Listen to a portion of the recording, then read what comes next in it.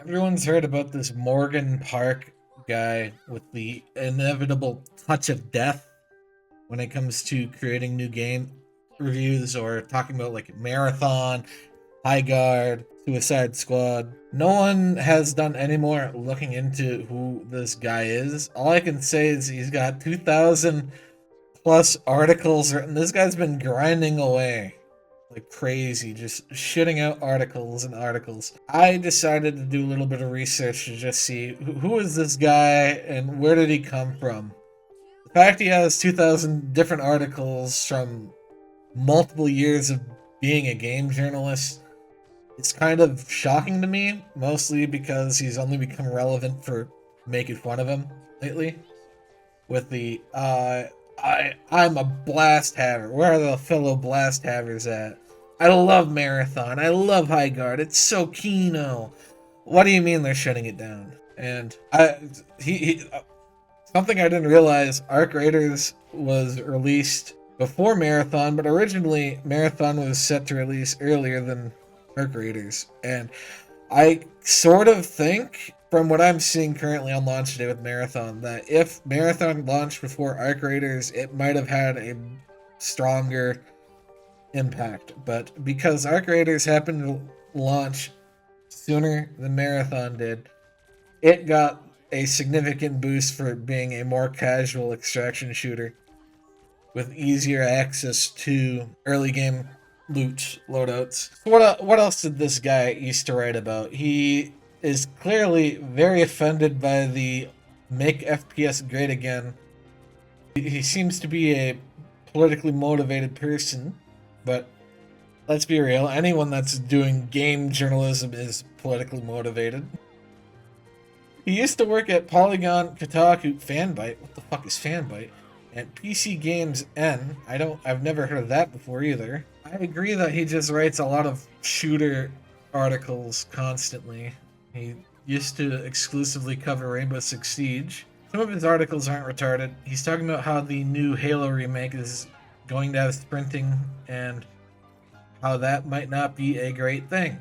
So let's just say this guy isn't always talking about retarded things like trying out these games that inevitably don't have an audience. He has an article about Death Stranding 2 being too damn easy, and it's honestly written like a Let's Play channel. I mean, honestly, this doesn't really talk about why it's too easy in the article.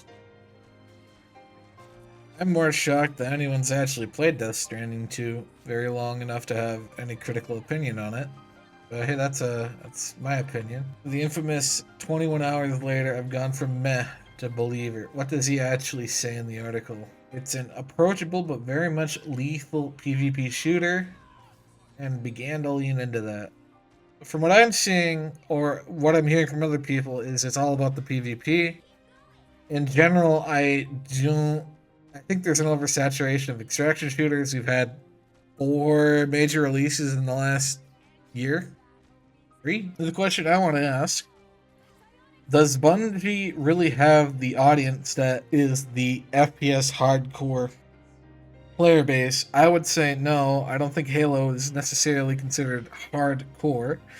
I don't think Destiny is considered very hardcore. It's more of like, hey, I'm going to boot up this game because I'm a gamer dead. I'm trying to grind out whatever guns or gear is available currently for progression. Which means this game is going to struggle to perform against traditional Bungie fans. However, looking at the stats, currently there's 80,000 people playing the game. And this is release day that I am recording this.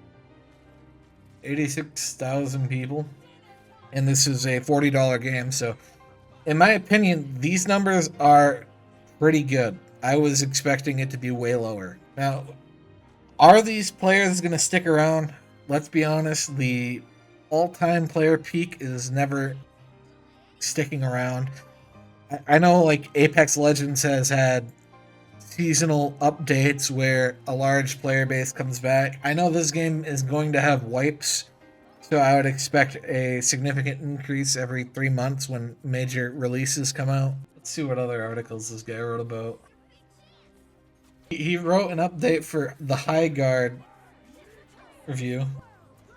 In a better world, an FPS is allowed to be unpopular. I don't think this guy really understands the core nature of game as a service. These companies build these games to not just be a singular product. There are many FPS games that have been coming out that are more like AA or just not really intended to be games as a service. One that I can think of that was extremely had a niche base.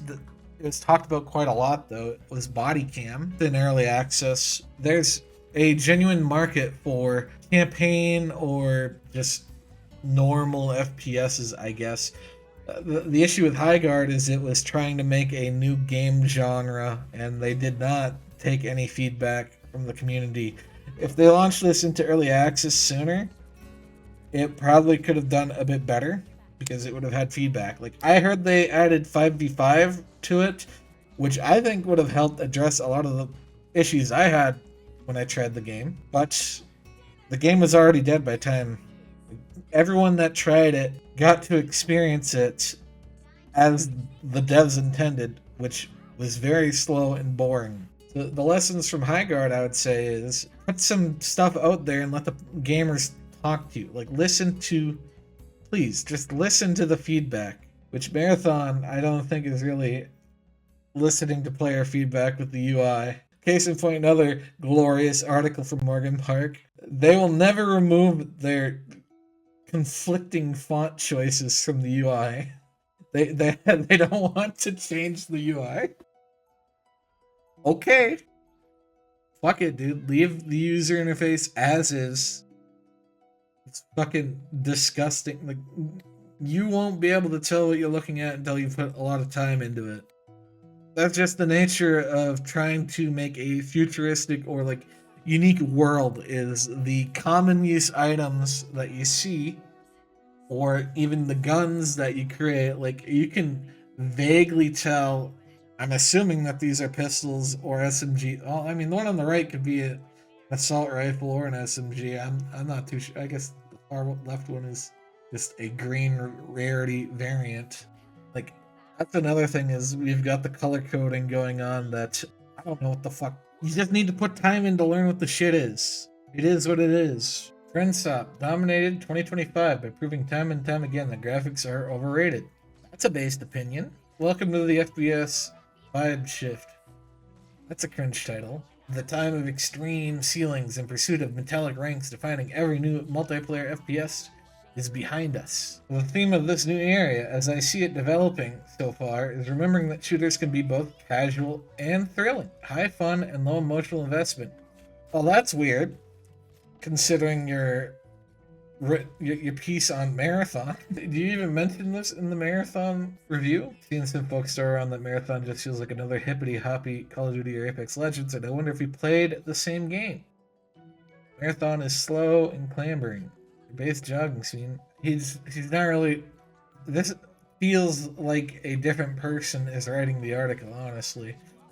I don't even think he does not appear to be mentioning the hardcore or the difficultyness that is inherent to extraction shooter genre.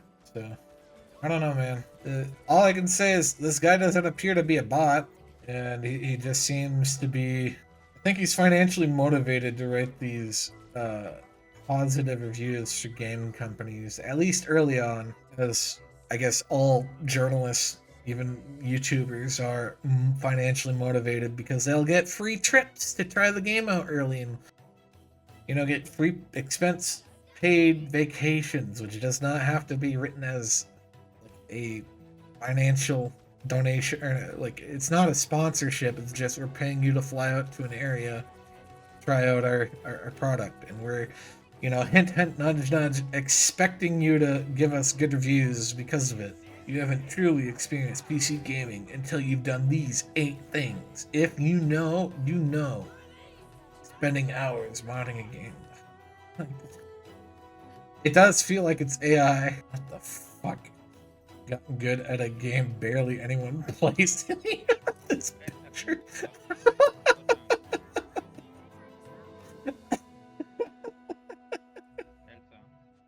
Man, I wonder why the game's not played. Does anyone have any idea? What do Battlefield 6, Arc Raiders, Helldivers 2, and Black Ops 7 have in common?